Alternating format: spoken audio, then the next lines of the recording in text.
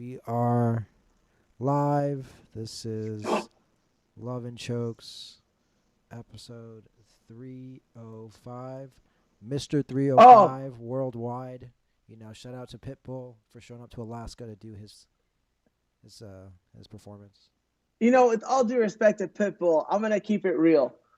When I hear the 305, the only face that pops into my fucking brain is MVP.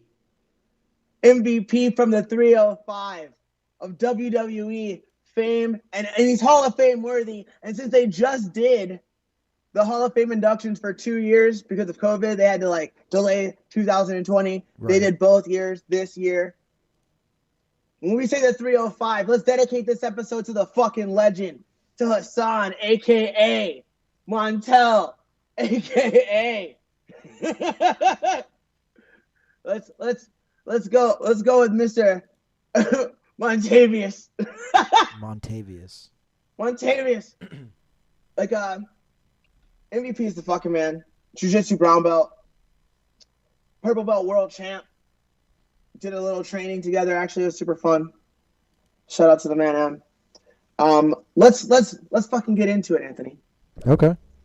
Let's get into it. And the reason why I want to get into it is because that's exactly what I've been trying to do all fucking week, is get into it and get after it. And I haven't done that in a long ass time, sadly. Sadly, I haven't been training like I know I should be training, or I've always really intended on training.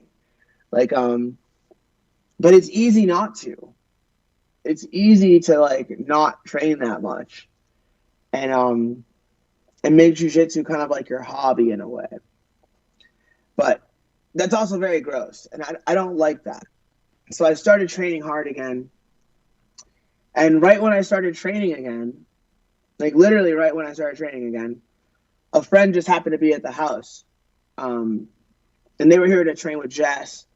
When I got home from something else, I went to dinner. I came home and a buddy's here training, right?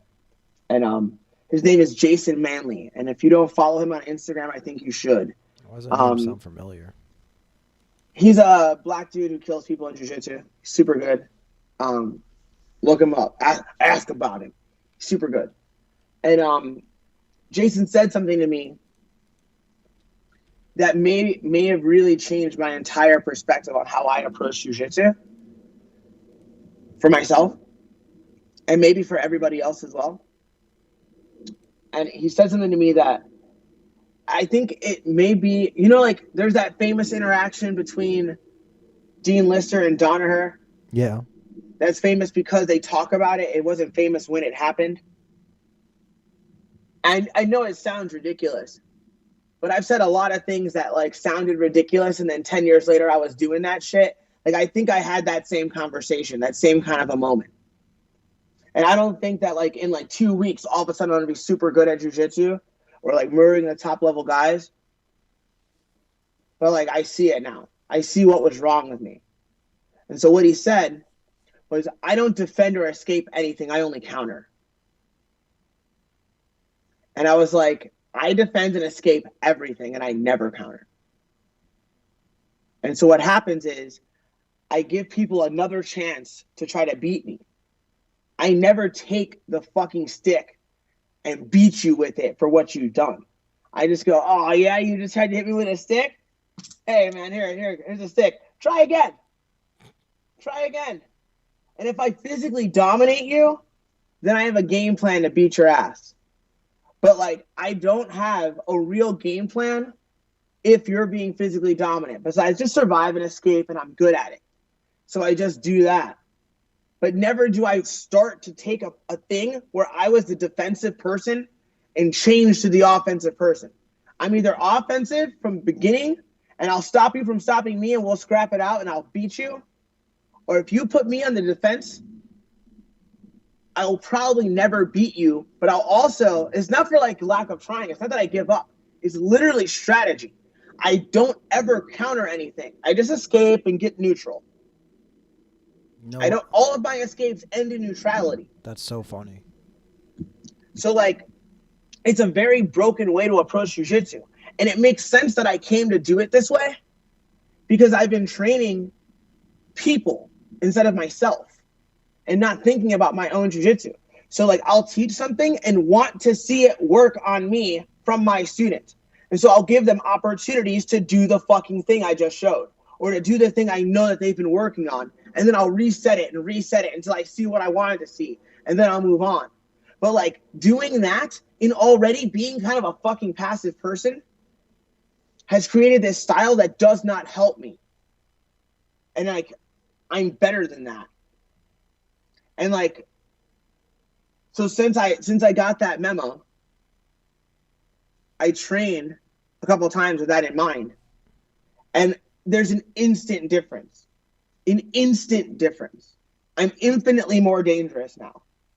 I'm tapping people that I would never tap. Tapping them. Why? Because I changed the approach. I didn't get better at jiu-jitsu overnight.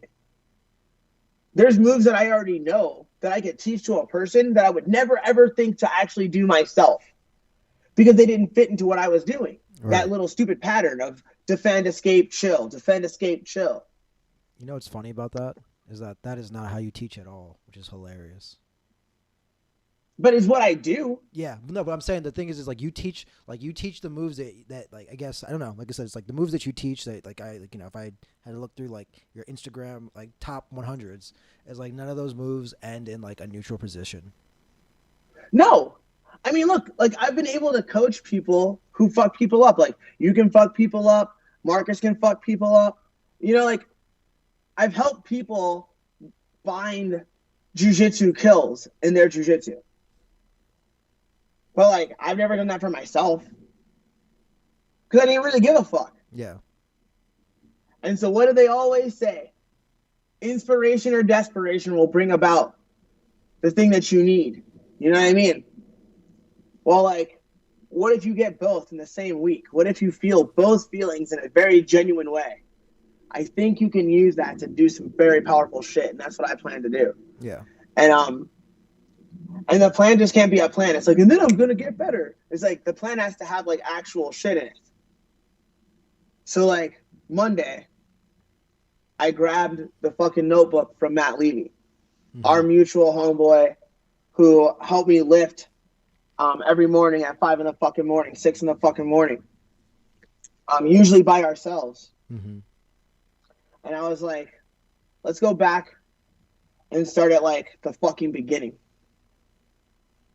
And that's what I did. Monday, I lifted in my garage for like the first time in a long time. And I did a workout that I've done before on an early morning by myself. And it was hard. It wasn't that workout itself was hard. It was hard to do the workout. I was like, I wasn't enjoying it. I had to clock in. Yeah. Right?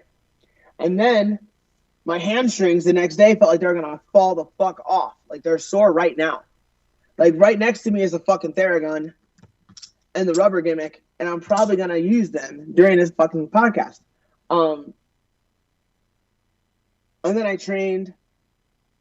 And then I got the memo about what's wrong with my style. And it wasn't said to me, but it was said in front of me for a reason. Like, yeah. Like, it was like, and I was like, that's what's wrong with me. There it is. Boom. That's what's wrong with me. I took it personally. Not like I took it personally. Like I was like, oh, yes, that sounds a lot like this guy. Yeah. And so I can address that. I can do something about that. Then the next morning I wake up and I work out. And then I fucking train some jiu-jitsu. And then this morning, the same. Woke up, worked out, immediately trained jiu-jitsu. And today, I rolled better than I've rolled since I moved to Vegas. It was probably my most effective day. Nice. Right? And then I drilled some new movements and some new techniques, and I started to see dexterity develop in my leg and clarity develop in my brain. And it's like, you know how some people say that sentence, like, how you do one thing is how you do everything? Yeah. I don't necessarily fucking believe that.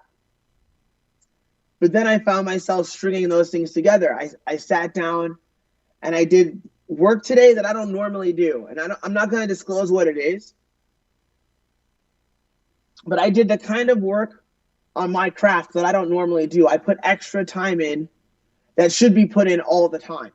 But I did more than I would normally do, especially in the phase that we're in right now. I did more than I would normally do for where we are right now. Mm-hmm. That's as much as I can say. I'm probably saying too fucking much already. You are. And so you definitely are. You definitely are. The point is that I woke up with a focus in mind, and that gave my whole day shape. And the shape was good. And I'm happy with the shape. You know? And now I'm training again today. I have another session. Like, not just like, oh, I'm going to teach and then I'm going to roll at the end. That's not what I'm talking about. I mean, I'm going to go fucking train for me to get better, to improve my skill level. Right. Because that shit's important, man. I don't want to be like in the culture and not like of the culture. Yeah. I'm getting back on my fucking skateboard, dog. And like, I got the skin knees to prove it, literally. Like, I got bloody knees. Was like, why should I have bloody knees? You know why I have bloody knees? Because they're soft. Because I went soft. Where's your scabbies? Why do I have bloody knees, dog? Where's your scabbies? Where are your scars? They're right here. Right there. It's like they're right Why is this happening? Why do I have a bloody knee? He said, Can you see it? I do see it. Yeah, your skin has gone soft. That's crazy. My skin went soft because I went soft in my actions. Like, and I share this. Like, this isn't like happy, but it's not sad either. Yeah. But I share it because I want people to know that like everybody goes through these things. Like, you train a lot and you're like, fuck, and then you train a lot. Like, it comes and goes for everyone. Yeah. And like, but you just got to know who you are and be honest with yourself. And if you feel like sharing, share. But just like alcoholics are supposed to keep other alcoholics sober, I feel like like you go to AA so that you stay sober. You help somebody so that you stay sober. I'm doing the same thing with my jujitsu with you right now. I'm telling you this because I know that somebody listening has or will or is going through a very similar thing, and the right thing to do is fucking train. And even if it doesn't make sense. Especially if it doesn't make fucking sense. Go train. Right. Like, go fucking train. Yeah, so let's explain the idea, the fucking title of the episode. Oh, yeah. This is, what do we call it again? He said rocks and stones. The rocks and stones themselves, Anthony. And the reason that is the title of the episode is partially because I was just like karaokeing fucking Jesus Christ Superstar for no reason. It was completely accidental. But perhaps on a subconscious level, I was referencing it without knowing why I was referencing it. Mm-hmm. And here's one interpretation. Like, if this was a movie, Anthony, if this was a movie, and you could be like, oh, what this really means is this. You know what I'm saying? Yeah. Like, if you're looking at a narrative and then someone's going to derive a grand interpretation of that narrative, of a moment in a story, mm-hmm. The grand narrative that I would take from that is, this is a moment where Darren is struggling with his identity. And what he's expressing is, he wants to be exalted, but he wants to be worthy. And so that's why he's gone back to work. Okay. So the lyric in the fucking song is about like Jesus, and I'm saying Jesus as a character. I'm not making any claims to be religious now. We're talking about Jesus Christ Superstar, the musical, not the Bible itself, right? We're talking about Superstar, written by Andrew Lloyd motherfucking Webber, nigga. That's what we're talking about. And so Jesus is talking to, I believe, Caiaphas, who's like a high priest, and the high priest is trying to get him to chill the people out. He's like, yo, the people down there acting wild because of you, and the fucking Romans are going to come in here and start fucking people up. And then Jesus is like, look, man, Like, I can't control these people, dog. Look how excited they are. Like, there's nothing I can do. If in fact, if these motherfuckers would even shut the fuck up, if everybody was quiet, the rocks and the stones would start to sing. He was talking his shit. That's what I'm saying, Anthony. And like, I don't talk my shit out here. And you know why I don't talk my shit? Because I know when I'm worth it and when I'm not. I'm not worth it yet. I haven't done the work recently. But when I do the work, I am worth it. And when I'm worth it, I will talk that shit. Like, I don't need to find my voice out in Vegas. I needed to find my balls. That's what I needed. And I found them. You found them in the and desert. We'll see what happens now. We'll see what happens now, cunts. We'll see what happens now. In the desert, it's out there. Out there in the desert. That's where your balls are. They're in the desert. In the desert. Sandy balls. I was going to say, well, I'm happy for you on both fronts, for the mental, and the, mental changes, all the mental changes, because there's no physical changes. You're still old. So. Yeah, I'm old. Dude, all right, so look, I got this little roller gimmick right now. I'm rolling on my hamstring because I'm in such pain, dog. Like I'm in physical agony. Yeah. I'm not fucking around. This morning, I woke up and my legs were so sore that they could barely move. I was walking like I'd been fucked in the ass all night. Like that's what it looked like. It looked like a victim, right? It looked bad, like a wounded gazelle, right? So then I'm like, all right, nobody cares. Like, you woke up 2 hours before your workout to get a workout in, so that you would already be like loose and a little bit warmed up for your jiu-jitsu lesson, right? So I fucking get on the bike and bike it out. And like, I felt a little less sore after my time on the bike. And then I did my animal movements and all my shit, right? And after I finished my workout, I was like, all right, I'm a little less sore. And then once I started jiu-jitsu, my legs were moving without me feeling them. Like, I couldn't really feel them. They didn't feel sore when I was actually training today, like when I was rolling. And I didn't feel them at the end when I drilled at the end of rolling. I didn't feel any fucking pain, right? And then I get in the shower and I'm like, my legs are stiffening up again. And I'm like, God damn it. Like, I'm so old. So I've been using this and the Theragun to try to get my hamstrings. Nothing else is sore on me, though. Yeah, that's good. It's just my hamstrings. They just feel fucked up, but everything else is good. Easy. I know some people that bruise and or tear their hamstrings. Well, we were making jokes about it yesterday. Yeah. Like, I did a private late at night for somebody, and like the guy was like, "Yeah, do you want to do a private or are you too tired?" And I was like, "Both." I was like, I want to do a private for sure because I like you and I don't want to disappoint you. And I'm too tired to do it, but like, let's fucking do it. I'll see you in a little bit. Like, and as soon as I as soon as I turned off the text, I told Casey that I was going to be training at this time or whatever. And he goes, yeah, or your hamstrings might fall the fuck off and maybe you won't train anyone. It's like, but they're still attached. I just felt them. They're still attached. Good. So all is well. Good. All right. Well, that's good that you're physically alive. All right. Now let's talk MMA nonsense. So, let's go. In the world, if you've been aware, UFC 260 came and went, and the heavyweight belt of the division has been passed from Stipe Miocic to Francis Ngannou, and Africa's happy. Black Planet's happy. I'm happy for Black Planet. I'm happy for Africa. But once we hit that peak, there's always disappointment in valleys now, where now we have this question. The question is, who is Francis going to fight next? It's going to be Derek Lewis.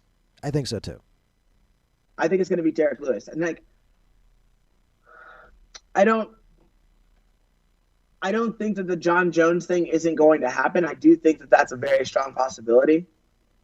But I think John would like to take some time to like maybe get bigger or to keep watching and see if he can get more money, and he'll hold out. And in that process, they'll be like, "Yo, do you want to do this Derek Lewis fight?" And Francis will say yes. I think Francis needs to beat Derek Lewis.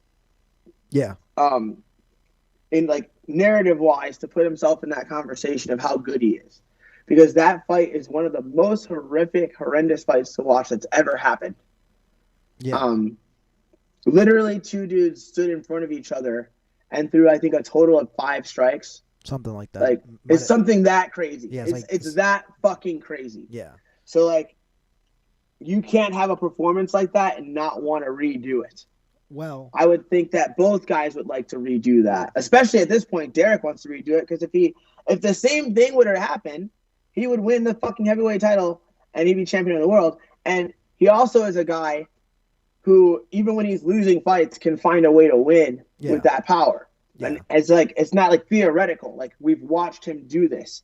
So, like, he is literally in every fight he is in until the very last bell. And not a lot of people can say that.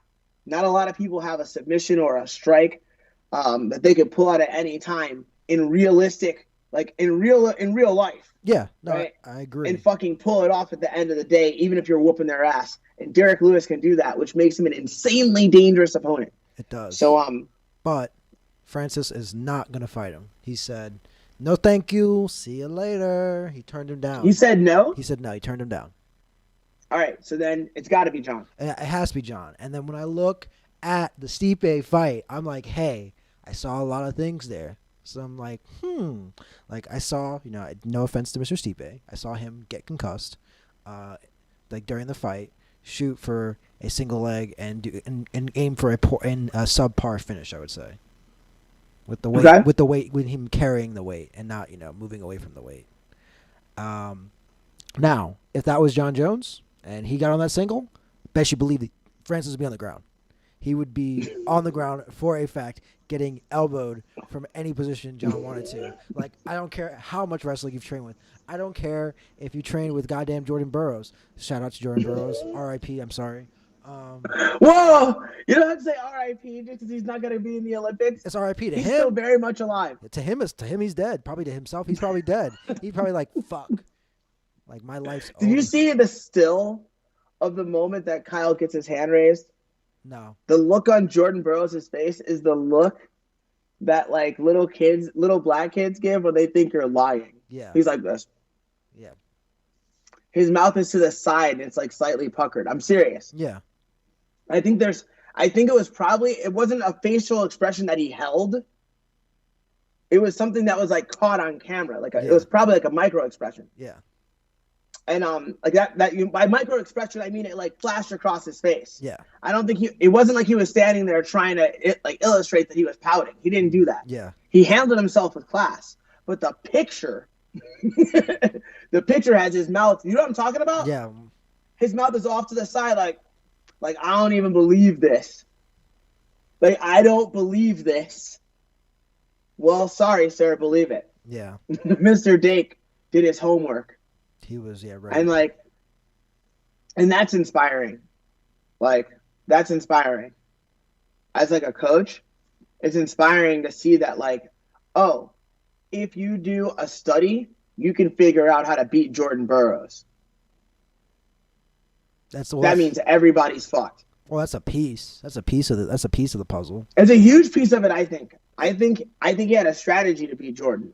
I don't think he just like out wrestled him in every position. Right. He made sure that he wouldn't have to. Right. But that's like, you got 50. But that's like 50%, right? It's like 50% of the thing. Or maybe no, for sure. Yeah. I'm just saying. All right, so yeah, back to Mr. Francis. Mr. Francis. Yeah, my goal is this. So I'm not so certain that John is gonna finish the single leg that Stipe had. What? Now we can also say that maybe if you can get to the leg, then when John gets to the leg, he'll be in better position than Stipe was. Yeah. You could say that since John's a better wrestler in MMA than Stipe has proven himself to be, then John's going to be in a better position. And if Stipe can get to the leg, that's a battle that he's not going to win if John gets to the leg. But when you look at the tactics that Francis used, he used sound tactics. He didn't just like muscle out of it. Right. right? Because Stipe wasn't in the very best position possible. He created a scenario where he covered the head and put distance between their hips. He did the right things. Right. So that means that as of today, or as of that day, he was aware of and was capable of performing the right tactics under the lights.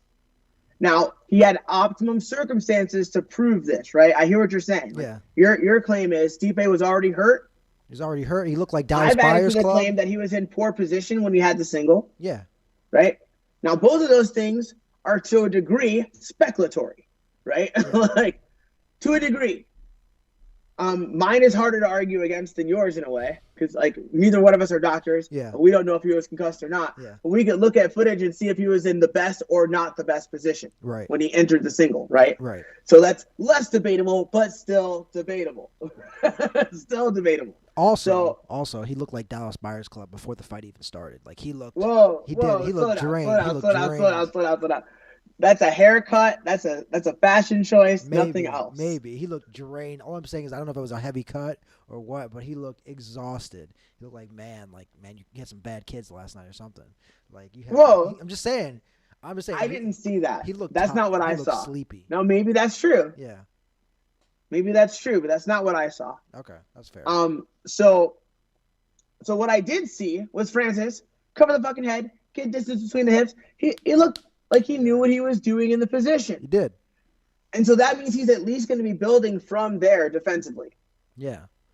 And has super athlete to go with the tactics, right? So if you're using standard tactics that are proven to work, Mhm. and then you add super strength to that shit and knockout power, that's a recipe to hurt a lot of people, including John Jones. And I don't know if I'm just having this tendency to like try to like sell the fight in a way, even though it doesn't impact me in any way. Okay, Chael. All right, Chael. All right, Chael. Let's go, Chael. I don't mean to emulate my Uncle Chael. Yeah. It happens accidentally. Yeah. But I still think it's a compelling fight. I don't see John Jones just walking in, grabbing this motherfucker by the leg and throwing him on the ground and just beating the fuck out of him. Oh, I don't think it's that simple. I do. I see him. I see think him, you do. I think you do. I think- and you know what, dude? If anybody is a John Jones dick rider, I am. Like I'm on the front line. You know? I get it, but all I'm saying is this. I'm defending John like Yeah, I get it. Yeah, you're all the time. You're, Just like you're on his team. leave my boyfriend alone. Leave Brittany alone. Like I'm always like that, bro. I get it, and you should be. And you know what? We need to have like a phone line in his ear and tell him the money's not worth it, buddy. The money is not worth it. Unless you think this is your last great fight, the money's not worth it. What do you mean? Because think about it like this. Right now, I think this is my opinion, and there's like waves with the UFC and like the public attention. There's like waves where like you wave up and people start like kind of like seeing what's below. Like, oh, that's the UFC. This is kind of cool. And like that's what happened. Like I had to talk to my dad. Dad's like, yeah, who's this Francis whatever his name guy? He's like Mike Tyson of the UFC. He's like knocking people dead. I just see like a clip of him just knocking 10 dudes in the row, and he became like the world heavyweight champion. I'm like, yes, that's exactly right. I think in this he is as scary as he looks, Dad. Yeah. Don't fuck with that guy. And like because of the pandemic, I think this is the moment where if you want to be the superstar that you always wanted to be, John Jones, is that you whoop this dude in dramatic fashion when there's not a lot going on. Even still, I know there's still sports or whatever, but this is still the most exciting stuff going on right now. You have no fans at baseball. You have no fans at basketball. You have barely any fans at football. It's not as exciting, but watching a dude beat another dude's ass is pretty exciting. So I'm just saying that in that moment, you could catch this wave of being that true superstar that you want to be.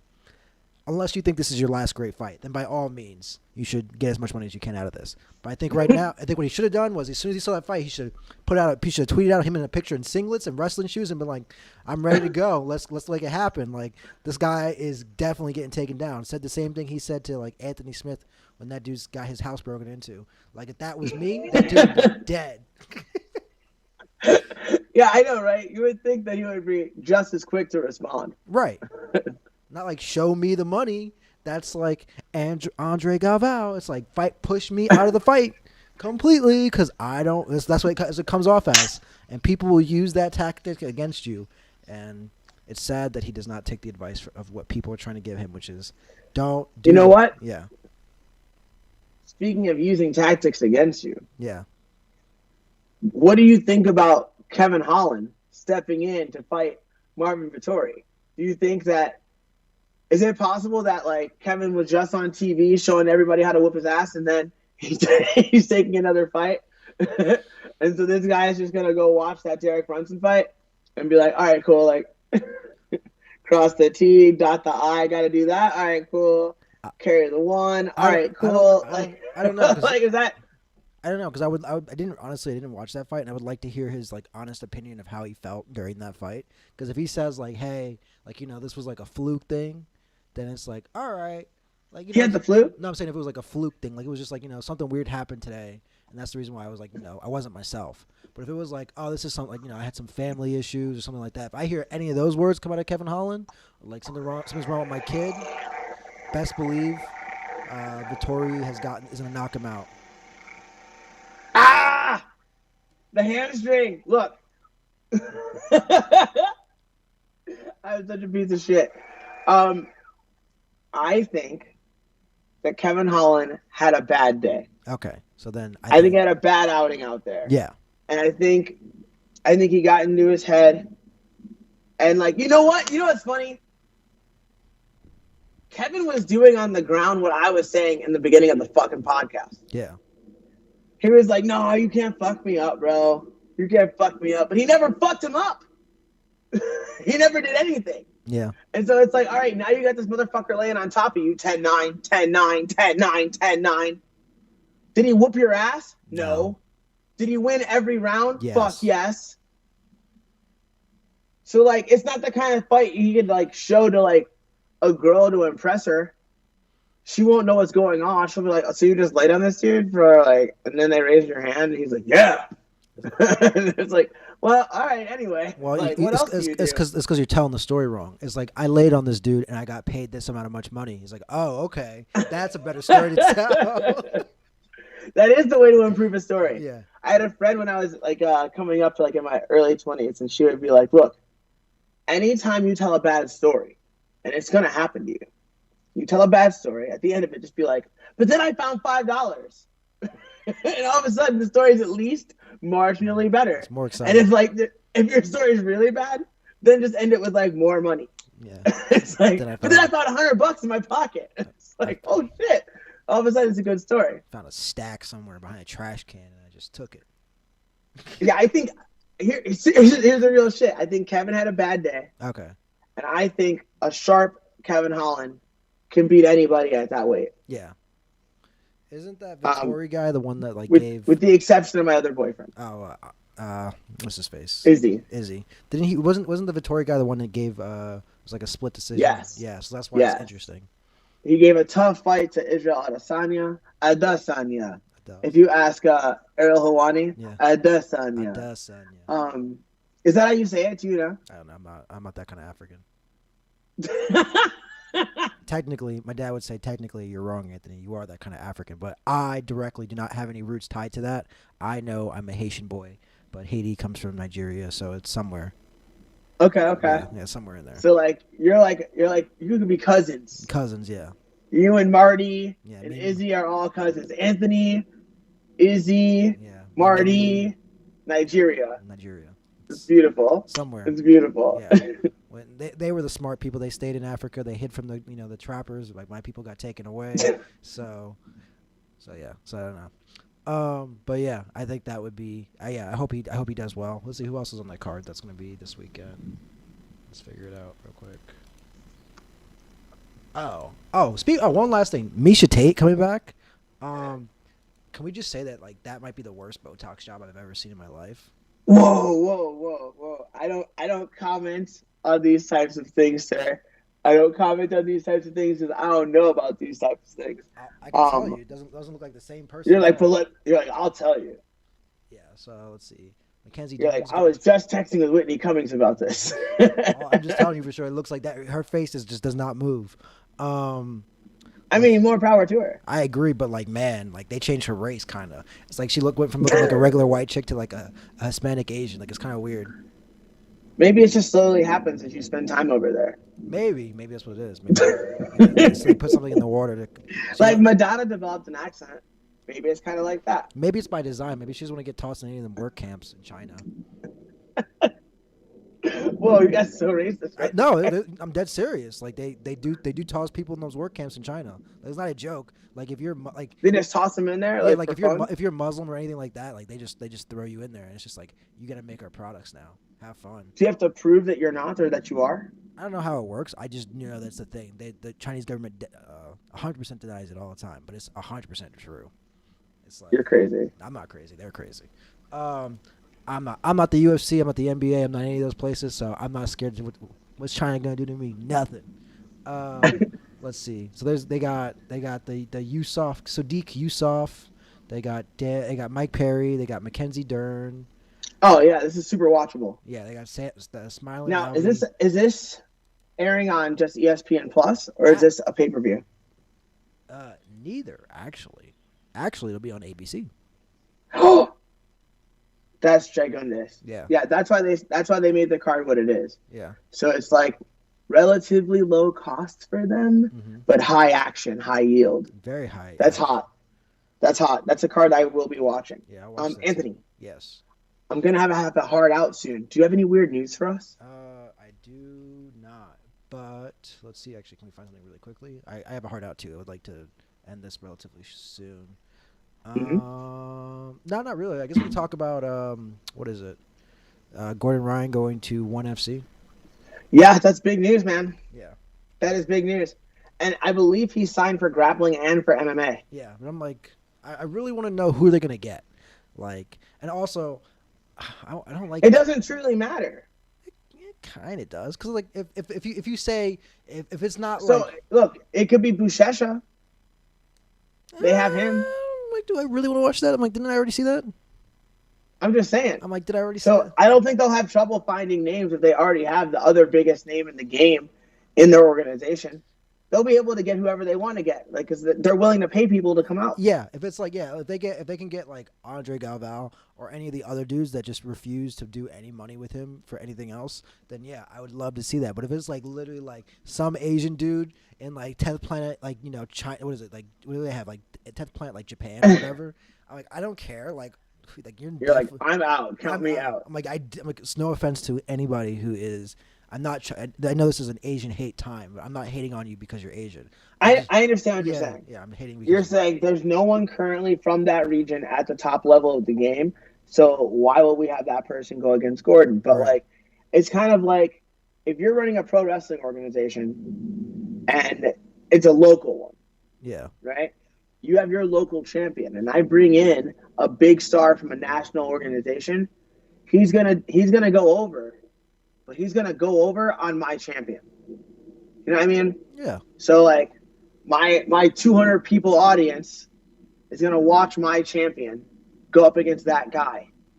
And if I have 200 people in my audience, maybe for that match, I'll have 300 people. Yeah. You know what I mean? I get what you're saying. Because they'll want to see, but they got to see him interact with my guy. Yeah. Because this motherfucker's going to leave. On a timeline, this motherfucker's going to leave. So I've got to invest in someone to build my stars. Yeah, I get what you're saying. So it's not the worst. I get what you're saying. Like, you need somebody like that pumps it up for you. Like it's like if you get a close match with Gordon, it's like you made a name for yourself. It's like, yeah, right, possibly. I get it, but I'm like, man, it's like, do I want to see him just break a bunch of Asian dudes' legs? No. It's like, I mean, sure. It's like, nah, I'm good, dog. It's like, just show me a DVD. Like, just let's play the DVD instead. Like, I don't need to watch you ruin somebody's life. Like, I get it. You can do that already. Like, it's cool. Like, if it's not the top 10 dudes, do I really care? It's like, hey, like, the challenge should be. Well, that's the thing, though. There's a very good possibility they can get somebody in that top 10, quote unquote top 10, whatever the fuck that means. Right. To face this guy. But then there's another chance that there's people that aren't in that top 10 that I'd like to see face that guy. Wait a minute. Can you even go to China? Like, what are you doing right now? Can we go to China right now? Like, can I go? I have no idea what the rules are. 'Cause I'm thinking, like, if you can't go to China, I don't know. who can? But if you're signing contracts, if you're willing to pay somebody a bunch of money, you would think that you're doing it because you can fly them out. Yeah, I'm like, maybe, I guess so. But I'm just thinking about it, like, man, like, I'm like, Just like make it interesting. Make it interesting. Like blindfold this nigga, something, anything. Like just make it like interesting. Like cause it's like You're like, I'm sick of this. like He 'cause- always wins. yeah. I'm like What is it, John Cena? yeah. The only reason why like the only reason why Craig Jones is kind of interesting to watch is because like Mason Fowler exists in that weird rule set and that he can beat him. But like in real life, it's like let's be clear here, like. You would not hold his jock strap ever. Like, let's be very clear here. Like that, like it's like, yeah, it's like you took this dude's back in a rule set where it allows you to take this dude's back. But it's like, in like real life, like show him at ADCC, see what happens. That leg is gone. That Australian man is going to the semifinals, and then he'll complete his streak of getting silver medals like he always does. So that's so funny. But I'm just saying, dude. You're like in a scarier rule set. You ain't hanging, dog. Yeah, it's like yeah, but he's at least at the level to be at that tournament. Right, he definitely. So is. like he's in the conversation, but I get what you're saying. Yeah, it's like yeah, they were talking about like how like it might be Boogie or it might be this guy versus like Craig Jones. I'm like I watched Craig Jones make that dude cry. Like why would I want to watch that again? Like I seen that dude cry and say like either he was talking in Spanish or calling out God. I don't know what it was, but when I watch that match every so often to laugh because it makes me laugh so hard. Like you're cold. Cause dude, like when you see him go for that, like I think it's like the Kyotera ankle lock where it's like you got the ankle but both your legs are like over on the other side and like it's just like watching that dude like just like reel back in pain. I don't know why, but it makes me laugh. He's like, oh no, he's not tapping. He's just trying to survive it. I can't even do that. I gotta try to relearn that. The last time I tried to learn that, I almost hurt myself trying to put the foot lock on somebody. I just want to show it to you real quick. I want you to see that scene again because in my mind it's still the best scene ever. It makes me giggle all the time. All right, show it to me, and then we gotta get out of here. All right, let's see. What is it called? God damn it! What is that place called? What's your favorite Sakuraba's thing? Quintet. You're like, your boyfriend. What's his thing? What's he do? Everybody else's boyfriend, not mine. You don't like Sakura? I don't mind Sakura. I really don't mind it, but I wasn't there. I get that. Yeah. I get that. It's yeah. Like, I respect. You're like that's your icon, dog. I wasn't there. Yeah. I was like, I wasn't there, but like I like his ideas, I like his thoughts, but I'm like, I wasn't there. I don't know these. I get it. Yeah. That makes perfect fucking sense to me. Yeah, because everybody would talk about it to me. Like, you might have just helped me understand your entire generation. Yeah, I just wasn't there. I mean, isn't that like for everybody else? Like you weren't there for a lot of things. Like older kids you were hanging out with were. I was there. You were there. Right, no, I'm kidding. All right, let's get this going. We'll play this little thing. It'll just show up between me and you, guys. If you want to look at it, it's somewhere on UFC. It's called on Fight Pass. On Fight Pass or on YouTube, honestly. So you can just watch the whole match for free. The whole 10th Planet versus Polaris, and yeah, is it fast? It's fast. Yeah, like it's about to happen. Oh, it's the first interaction. Yeah. Shit. Like this part makes. It's like, yo, bro. Whoa. Yo. Like, why? How long was he? Like, that's what I'm saying. Like, that's that's why it makes me laugh because it's so crazy. It's so crazy. He's like 48 seconds right now. It's going. He just didn't want to tap. And it kept going. 48, 43, 42, 41, 30. There you go. It took him 10 seconds to tap to that. That's forever. That is forever. And you're not getting out of this. Like, I'm sorry, you're not getting out of this. Like, you gotta go. Bro. Like, let me go back to. Oh, they're gonna show me the replay real quick. How is it? All right, look. Why are you gonna let Craig Jones rip your foot off? It's like, especially since you know. When you could have just tapped. Like, especially since you know. He's in the lock for 10 seconds, feeling pressure. Yeah. Like he's in trouble. Like, Boom, pressure. Yeah, right there. Over. Yeah. And then he screams and contorts himself for another 10 seconds while he decides whether or not he should tap, and then he finally taps. Yeah. That's crazy. It's so crazy. And Craig's just trying to be polite about it. That's insane. Yeah, kids at home, don't behave that way. Like, I'm not saying tap super early or anything. But, like, if you've been yelling for 10 seconds, you've been yelling for about 8 seconds too long. Right. Still one of my favorite matches to watch constantly for my. You're a bad person. I am a bad person, You're- but when you see that, it's just so ridiculous to me, and it's just like Even now, you showed it to me like 4 times because you think it's funny. Like, you're a bad person, and I love you for I it. really enjoy it. Anthony, I appreciate you. I'm gonna too sweet myself since you can't too sweet me. Oh, okay. I got one quick question for you. Hold on. Yeah. All right.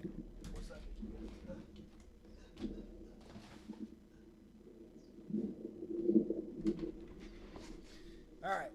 So I need some fashion advice here. Jiu-jitsu fashion advice. So Okay. Is this appropriate to wear for like no gi? Are those shorts? Those are shorts. Yeah, those are shorts I had to buy for yoga. Yes. Okay. I would wear tights underneath them, and then I would put those shorts on. I don't have any tights with me. I'm out of tights. That's why I said that. I'm all out of tights. Yeah. Actually, I think I might have some tights. I might be able to put them on, but yeah. Enjoy. I hope you don't have tights.